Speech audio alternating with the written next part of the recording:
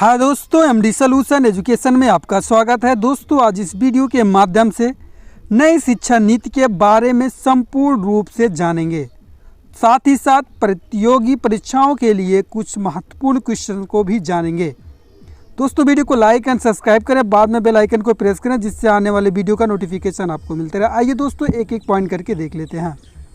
राष्ट्रीय शिक्षा नीति 2020 वर्ष 1968 और 1986 के बाद स्वतंत्र भारत की तीसरी शिक्षा नीति होगी।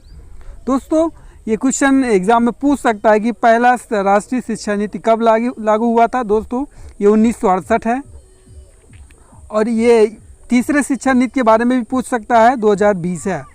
सेकेंड पॉइंट, मानव संसाधन विकास मंत्रालय का नाम बदलकर शिक्षा मंत्रालय कर दिया गया है। रमेश पोखरियाल निशंक अब शिक्षा मंत्री कहलाएंगे। दोस्तों, जो मानव संसाधन विकास मंत्रालय था उसको शिक्षा मंत्रालय कर दिया गया। यहाँ से ये क्वेश्चन पूछ सकता है कि मानव संसाधन विकास मंत्रालय का नाम बदलकर क्या रखा गया है। दोस्तों, इसका राइट आंसर होगा शिक्षा मंत्रालय। तीसरी पॉइंट है, नई शिक्षा नीति के तहत वर्तमान में सक्रिय 10+2 के शैक्षिक मॉडल के स्थान पर 5+3+3+4 मॉडल लागू किया जाएगा। दोस्तों, जो वर्तमान में 10+2 शैक्षिक मॉडल है उसके स्थान पर 5+3+3+4 मॉडल लागू होगा। ये क्या है, नेक्स्ट पॉइंट में देख लेते हैं। 4 पॉइंट, अब स्कूल के पहले 5 साल की पढ़ाई को फाउंडेशन स्टेज मानी जाएगी।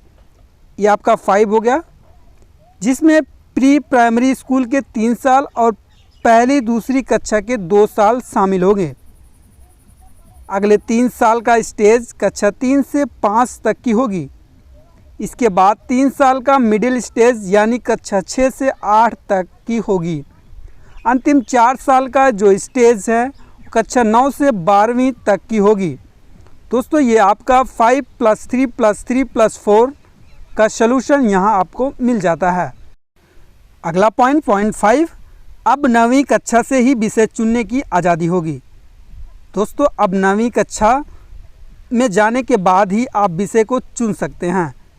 शिक्षण के माध्यम से 5वीं कक्षा तथा मातृभाषा स्थानीय क्षेत्रीय भाषा का इस्तेमाल किया जाएगा। दोस्तों, शिक्षण के माध्यम से जो 5वीं कक्षा तक मातृभाषा या वहाँ के स्थानीय क्षेत्रीय भाषा का उपयोग किया जाएगा। अगली पॉइंट, 6वीं कक्षा से वोकेशनल कोर्स शुरू किए जाएंगे। आपकी 6वीं कक्षा से ही आपका वोकेशनल कोर्स शुरू किए जाएंगे। नई शिक्षा नीति के अनुसार शोध करने वाले छात्रों के लिए स्नातक डिग्री की अवधि को 4 वर्ष कर दिया गया है। नेक्स्ट पॉइंट, नई शिक्षा नीति के तहत स्नातक पाठ्यक्रम के छात्र 3 या 4 वर्ष के स्नातक कार्यक्रम में कई स्तरों पर पाठ्यक्रम छोड़ सकेंगे। दोस्तों, जो नई शिक्षा नीति आई है उसके तहत जो ग्रेजुएशन के पाठ्यक्रम है, छात्र 3 या 4 वर्ष के जो ग्रेजुएशन कार्यक्रम है उसमें कई स्तरों पर अपने पाठ्यक्रम को छोड़ सकेंगे। जैसे पहले वर्ष में छोड़ने पर प्रमाण पत्र, दूसरे वर्ष में छोड़ने पर डिप्लोमा, तीसरे वर्ष में छोड़ने पर डिग्री एवं अंतिम अर्थात चौथे वर्ष में कोर्स छोड़ने पर शोध के साथ साथ ग्रेजुएशन प्रावधान है।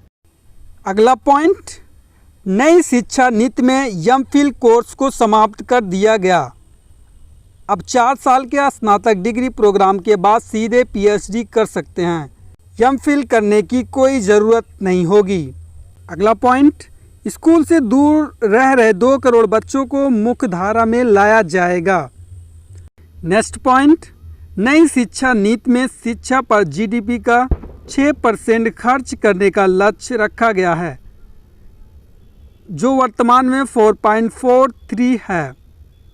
नेक्स्ट पॉइंट 11, नई शिक्षा नीति तहत वर्ष 2030 तक की स्कूल शिक्षा में 100% GER ग्रास इनरोलमेंट रेशियो के साथ माध्यमिक स्तर पर ग्रेजुएशन फॉर ऑल का लक्ष्य रखा गया है। नेक्स्ट पॉइंट, उच्च शिक्षा में 3.5 करोड़ नई सीटें जोड़ी जाएंगी। उच्च शिक्षा में GER वर्ष 2035 तक 50% करने का लक्ष्य रखा गया है। नेक्स्ट पॉइंट, छात्रों के प्रगति के मूल्यांकन के लिए मानक निर्धारित निकाय के रूप में परख नामक एक नई राष्ट्रीय आकलन केंद्र की स्थापना की जाएगी। नेक्स्ट पॉइंट, नई शिक्षा नीति का लक्ष्य 2030 तक 3 से 18 आयु वर्ग के प्रत्येक बच्चे को गुणवत्तापूर्ण शिक्षा को प्रदान करना है। यूजीसी AICTC NCTE को हटाकर high education commission of India का निर्माण किया जाएगा।